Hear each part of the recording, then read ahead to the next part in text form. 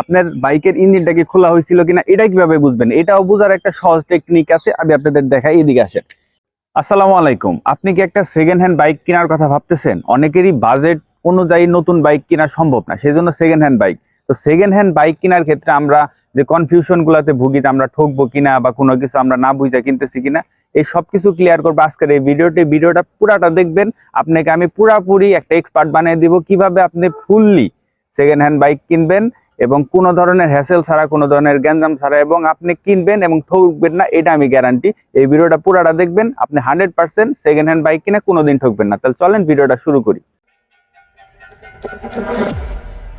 Second hand bike কেনার ক্ষেত্রে প্রথমে যে জিনিসটা দেখবেন, বাইকের প্রথম অবস্থায় বাইকের আউটলুক, মানে বাইকটা প্রথমে আপনি একটা আলোকিত জায়গায়, মানে আপনি শোরুম টোরুমে দেখলে শোরুমের বাইরে, মানে নর্মাল লাইট কন্ডিশন যেটারে বলে, দিনের লাইট যেটারে বলে, দিনের লাইট কন্ডিশনে নিয়ে পুরা বাইকটা সামনে থেকে পিছে পর্যন্ত, সামনের হেডলাইট থেকে পিছনের ব্যাকলাইট যা আছে, এটার আউটলুকটা আপনি দেখবেন যে কোথাও কোনো স্ক্র্যাচ আছে কিনা, কোথাও কোনো বড় ধরনের দাগ টাগ আছে কিনা। আর একটা জিনিস মনে রাখবেন, সেকেন্ড হ্যান্ড বাইক যারা বিক্রি করে, যারা শোরুম, তারা কিন্তু সবসময় বাইকটাকে পলিশ করে রাখে। আর পলিশ করছে কিনা এটা বোঝার উপায় হলো বাইকের বডিতে বা যে জায়গায় আপনার ব্ল্যাক কালার আছে ওই জায়গায় হাত দিলে দেখবেন যে পিছলা পিছলা বা তেল চিটচিটা একটা ভাব আছে, ওটা পলিশ করা। আর পলিশ করার উদ্দেশ্য হলো বাইকের নর্মাল যে ছোটখাটো দাগ এইগুলো ঢাকা, এবং বড় কোনো দাগ থাকলে ওই দাগটারে মানে কমায় আনে এই পলিশে। যার কারণে আপনি বাইকের বডিতে, বিশেষ করে ট্যাঙ্কিতে যখন হাত দিয়ে একটা ঘষা দিবেন, আপনি যদি দেখলেন যে কোনো ধরনের তেল চিটচিটা একটা ভাব আছে, তার মানে বুঝতে হবে বাইকটা পলিশ করা। এবং পলিশ করা বাইক যদি হয় তাহলে খুবই সচেতনতার সহিত নিতে হবে।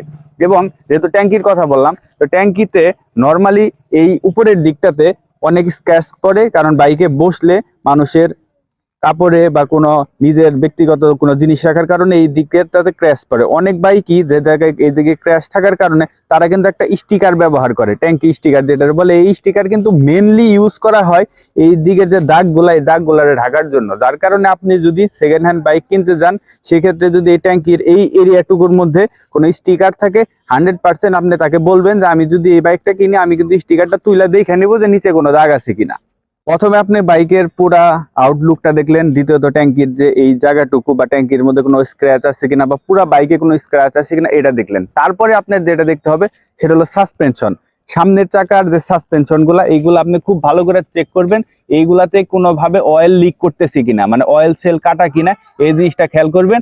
আর আপনার প্রত্যেকটা অয়েল সেল চেক করে নিবেন বাইক কেনার আগে, এবং আপনি বাইকের চইরা বসে এবং সাসপেনশন আপনি সুন্দর করে চাইপে দেখে নিবেন যে আপনার আছে কিনা। আর পিছনের যে সাসপেনশনটা, এটা কিন্তু আরো সেন্সিটিভ। এই পিছনের সাসপেনশনটা কিন্তু অনেক ক্ষেত্রেই অয়েল লিক করে, অনেক ক্ষেত্রে এই পিছনের সাসপেনশনের বিভিন্ন ঝামেলা থেকে ঘাট ভাঙে যায়। এটা কিন্তু বোঝার একমাত্র উপায় হলো বাইকটা চালায় দেখা। বাইকটা চালায় একটা লং স্পিডে উঠাইয়া একটা ঝাঁকি রাস্তায় গেলে এই পিছনের সাসপেনশনের যে ফিডব্যাক, এটাই আপনাকে বইলা দিবে কোনো দিকে মুভ করতেছে কিনা বা সাসপেনশনে ভালো একটা ফিডব্যাক দিতেছে কিনা। এটাও কিন্তু এই সাসপেনশনটা চেক করা দেখলেই আপনি বুঝতে পারবেন। তারপরে সবচেয়ে জরুরি যে জিনিস সেটা হলো বাইকের ইঞ্জিন। এন্ড ইঞ্জিন পরীক্ষা করার কি উপায়? ইঞ্জিন পরীক্ষা করার প্রথম উপায় হলো একটা নির্জন ঠান্ডা একটা জায়গায় যায় বাইকটা নর্মালি, যদি আপনার কিক থাকে কিক স্টার্ট দিবেন, আর যদি সেলফ থাকে সেলফ স্টার্ট দিবেন। ধরেন নর্মালি বাইকটা সেলফ স্টার্ট দিবেন, দিয়া কোনো ধরনের থ্রোটলে হাত দিবেন না, মানে এটা মুছামুছি করবেন না, জাস্ট একদম পিন পয়েন্ট সাইলেন্ট একটা জায়গায় যায় এটার সাউন্ডটা শুনবেন। মানে লোয়ার আরপিএম এ বা যেটা সর্বনিম্ন আরপিএম, মানে এটাকে হাত না দিলে যে সাউন্ডটা, এটা আপনি অ্যানালাইসিস করবেন যে কোনো ধরনের বাজে সাউন্ড আছে কিনা, কোনো ধরনের কটকট খটখট বা কোনো ধরনের বিরক্তিকর কোনো নয়েজ যেটা থাকার কথা না, এরকম কোনো নয়েজ আছে কিনা।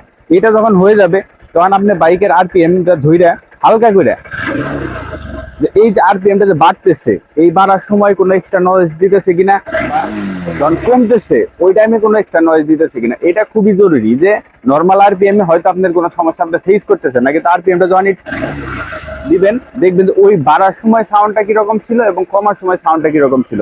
এটা খুবই জরুরি। আর আরেকটা যেটা জিনিস সেটা হলো অনেকেই বাইকের মিটারটা টেম্পারিং করে, মানে মিটারের যে অ্যাকচুয়াল কত কিলো চলছে এটারে কমায়। এটা বোঝার খুব সহজ কিছু টেকনিক আছে, যেটা আমরা ভাবি যে এটা হয়তো আমরা ধরতেই পারবো না। সেটা হলো আপনি এই জিনিসটা, একটা জিনিস দেখেন, এটার মিটারটা দেখান। মিটার টেম্পারিং কিভাবে করে এটা আমি আপনাকে দেখাই। যেমন এই বাইকটা কিন্তু 29,000 কিলোমিটার চলছে, এটা কিন্তু ওই মিটারে দেখাইতেছে। এখন আপনি কিভাবে বুঝবেন যে এই বাইকটা কি আসলেই 29,000 বা 30,000 কিলো চলছে কিনা, নাকি আরো কম বেশি চলছে? এটা বোঝার সবচেয়ে সহজ এবং সবচেয়ে ইজি টেকনিক যেটা, সেটা হলো চাকা, মানে টায়ার। আপনি আসেন আমি আপনাদের টায়ারের কন্ডিশনটা দেখাই। যেমন প্রত্যেকটা চাকা সামনের হোক বা পিছের, এই টায়ারের মধ্যে এইরকম একটা ইন্ডিকেটর থাকে যে আপনার টায়ারের কি কন্ডিশন, কত কিলোমিটার চলছে এবং আরো কত কিলোমিটার চলবে, এটার একটা মাপের উপরে। যেমন এটারে বলে 1 সুতা যদি থাকে তাহলে মোটামুটি 5,000 কিলো, 2 সুতা থাকলে 10,000 কিলো, আর একটা টায়ারের আয়ু হলো 40,000 কিলো থেকে 30,000 কিলো। তাইলে এই বাইকটার যেহেতু আপনার মোটামুটি বোঝা যাইতেছে যে 2 সুতার মতো জায়গা আছে, তার মানে আর 10,000 কিলোর মতো চলবে, তাহলে ইজিলি বোঝা যাইতেছে যে এই বাইকটা অলরেডি 25 থেকে 30,000 কিলো চলছে। খুব ইজি টেকনিক।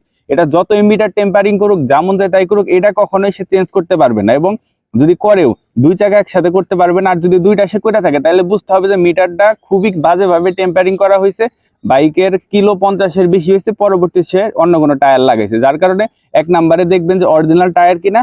আর টায়ারের যে এই যে দাগটা, এটা প্রত্যেকটা মোটরসাইকেলে প্রত্যেকটা টায়ারে আছে, এটা দেখে নেবেন যে কতটুকু ডিস্টেন্স আছে এটার মধ্যে। 1 সুতা মানে 5,000 কিলো, 2 সুতা মানে 10,000 কিলো। প্রথম অবস্থায় বাইকের যে কন্ডিশন থাকে তাতে 30 থেকে 40,000 কিলোমিটার চলার মতো দূরত্ব, মানে 3 সুতা থেকে 4 সুতা দূরত্ব থাকার কথা। কিন্তু যেহেতু দূরত্ব কমে আসছে, এই দূরত্বের উপরে মেজারমেন্ট করে আপনি করবেন।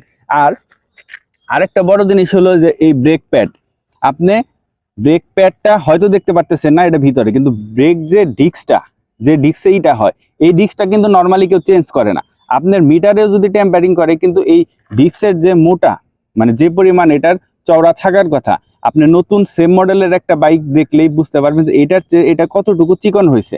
যদি নর্মালি 30-40 হাজার কিলোমিটারের বেশি চলে বাইক, সেক্ষেত্রে এটার এইটা মোটাটা আর একটু কমে আসবে, মানে চিকন হয়ে যাবে। এটা 30,000 হিসাবে ঠিক আছে। আর এই বাইকটা যদি আমি 20,000 করি বা 10,000 করি, তখন কিন্তু আপনি ইজিলি বুঝতে পারবেন যে 10,000-এ এতটুকু চিকন হওয়ার কথা না, 30,000 হিসাবে এটা ঠিক আছে।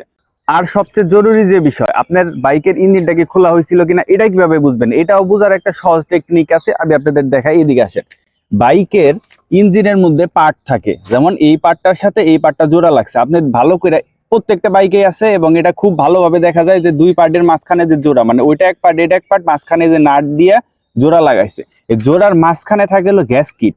এই গ্যাস কিটটা যখন প্রথম অবস্থায় শোরুম থেকে বের হয়, মানে ওদের তৈরির পরে যখন এই গ্যাস কিটটা থাকে, ওরা স্টক গ্যাস কিটটা একদম ভিতরে থাকবে, মানে আপনি নখ দিয়েও এটা আপনি নখে বাজবে না, কিন্তু এটার মাঝখানে একটা গ্যাস কিট আছে। গ্যাস কিটের কাজ হইলো কোনো ধরনের ফুয়েল যেন লিক না করে, মানে ইঞ্জিন অয়েল লিক না করে, বা কোনো ধরনের বাইরের চাপে জানি কোনো কিছু বের না হয়। তো এই গ্যাস কিটটা এত সুন্দরভাবে মিশে থাকবে, আপনি নখ দেও কোনো রকমের ঘষা দিলে আপনি বুঝবেন না যে এটার মাঝখানে একটা কাগজের মতো, গ্যাস কিটটা একটা কাগজের মতো মোটা এটা আছে। তো যখনই কোনো কারণে ইঞ্জিন খোলা হয়ে থাকবে, এবং তখনই গ্যাস কিটটা চেঞ্জ করতে হবে। আর পরের বার কোনোদিনই আগের মতো গ্যাস কিটটা একুরেট মিলবে না, যার কারণে আপনি এই যে দাগটা, যেটাতে আপনার জয়েন্টটা হয়েছে, দাগের মধ্যে হাত দিলে আপনি কোথাও না কোথাও একটু না একটু গ্যাস কিটটা আপনার হাতে বাজবে, এবং এটা 110% শিওর।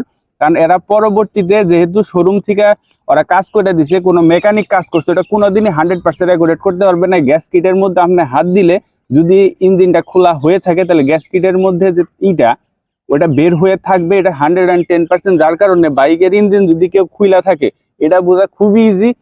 তো আপনারা কিন্তু খুব সহজেই এইভাবে বাইকের সবকিছু পরীক্ষা করতে পারবেন। আমি আবারও আপনাদের সুবিধার্থে সামারিটা বলে দেই। প্রথমে বাইকের আউটফিটটা দেখবেন, পুরা বাইকের আউটফিট পুরাটা, মানে কোনো একটা সুতাও জানি বাদ না থাকে। দ্বিতীয়ত, বাইকের যে ট্যাঙ্কিতে কোনো এক্সট্রা স্টিকার আছে কিনা, স্টিকার থাকলে স্টিকারটা তুলে চেক করে নেবেন যে স্টিকারের নিচে কোনো দাগ আছে কিনা। তৃতীয়ত, বাইকের যে ইঞ্জিনটার সাউন্ডটা শুনবেন, এবং নির্জন জায়গায় যায় এবং স্পষ্ট যেন শোনা যায় এরকম একটা লোকেশনে যায় শুনবেন। তারপরে চাকার বিট গুলা চেক করবেন, যার কারণে আপনি বুঝতে পারবেন যে মিটারে যে ইটা দেখাইতেছে আসলেই কি এত কিলো চলছে কিনা, না মিটারটা টেম্পারিং করা হয়েছে। 2 চাকারই দেখবেন, এবং 2 চাকারই যে ব্রেক ডিস্ক আছে, ডিস্কটা 100% চেক করে নেবেন, ঠিক আছে। তারপরে সর্বশেষ, যেটা ইঞ্জিন খোলা হয়েছে কিনা, সেটাও জানার জন্য আপনাকে বললাম যে গ্যাস কিটটা চেক করবেন, হাত দিয়ে ধরলেই আপনার নখের মধ্যে বাজবে যদি গ্যাস কিট কোনো কারণে চেঞ্জ করা হয়ে থাকে।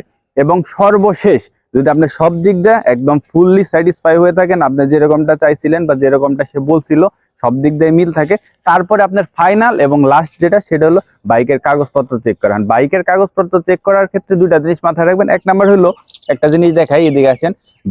প্রত্যেকটা বাইকের ঘাড়ের মধ্যে এই জায়গায় বাইকের চ্যাসিস নাম্বারটা লেখা থাকবে।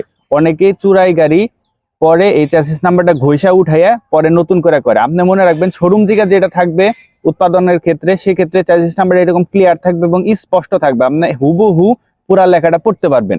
কিন্তু যারা চুরাই গাড়ি এনে চ্যাসিস নাম্বার চেঞ্জ করে ওরাই লেখাটা ঘষা উঠে পরে যখন লেখে কোনোদিনই এরকম স্পষ্ট এবং ক্লিয়ার থাকে না, 1 নাম্বার। আর 2 নাম্বার হইলো একই নাম্বার প্লেটে 2টা গাড়ি থাকে, সেক্ষেত্রে মামলা হয়। এটা কেন হয়? ধরেন আপনার এই বাইকটা আছে, আপনি কোনো কারণে থানায় যে মামলা করলেন যে আপনার বাইকের কাগজটা হারিয়ে গেছে বা নাম্বার প্লেটটা হারিয়ে গেছে, সেক্ষেত্রে ওই মামলার কারণে আরেকটা সেম নাম্বার প্লেট দেয়। ওরা কি করে, ওই সেম নাম্বার প্লেটের আরেকটার মধ্যে লাগে ওইটা বিক্রি করে এবং আপনার স্মার্ট কার্ড দেয়, বলে স্মার্ট কার্ডটা আছে। যার কারণে 2টা জিনিস খুব কনফার্ম করবেন, গাড়ির ঘাড়ের যে চ্যাসিস নাম্বার ওইটার সাথে আপনার যে কাগজ, ওই কাগজের চ্যাসিস নাম্বার সেম আছে কিনা এবং চ্যাসিস নাম্বারটা অরিজিনাল আছে কিনা। 2 নাম্বার নাম্বার প্লেটের সত্যতাটা যাচাইয়ের জন্য বিআরটি অফিসে যে 100% কনফার্ম হয়ে নেবেন যে এই নাম্বার প্লেট এই গাড়িরই কিনা, নাকি এর আগে অন্য কোনো গাড়িতেই সেম নাম্বার প্লেট ছিল।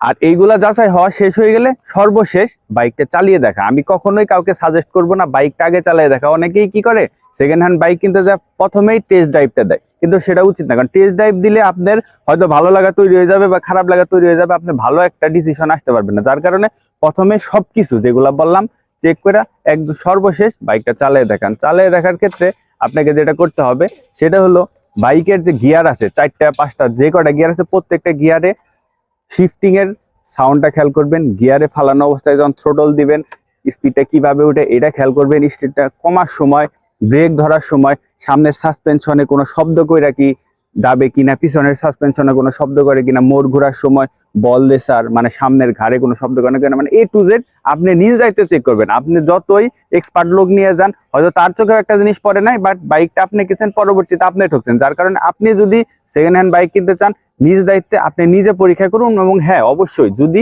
এই সেম মডেলের বাইক যেটা আপনি কিনতেছেন, এই সেম মডেলের বাইক অন্য কারো থাকে, তাহলে তাকে সাথে করে নিয়ে যেতে পারেন, কারণ সে এই সেম মডেলের বাইকটা চালাইতেছে। তো ভিডিওটা কিন্তু খুব হেল্পফুল ছিল, সবার মাঝে শেয়ার করে দিবেন। যারা সেকেন্ড হ্যান্ড বাইক কিনতে চান তারা অবশ্যই এই ভিডিওটা পুরোপুরি দেখে কিনবেন। আমি আশা করি আপনারা আর ঠকবেন না সেকেন্ড হ্যান্ড বাইক কিনতে, যে আপনি অলরেডি অনেক এক্সপার্ট হয়ে গেছেন এই ভিডিওটা দেখার পরে।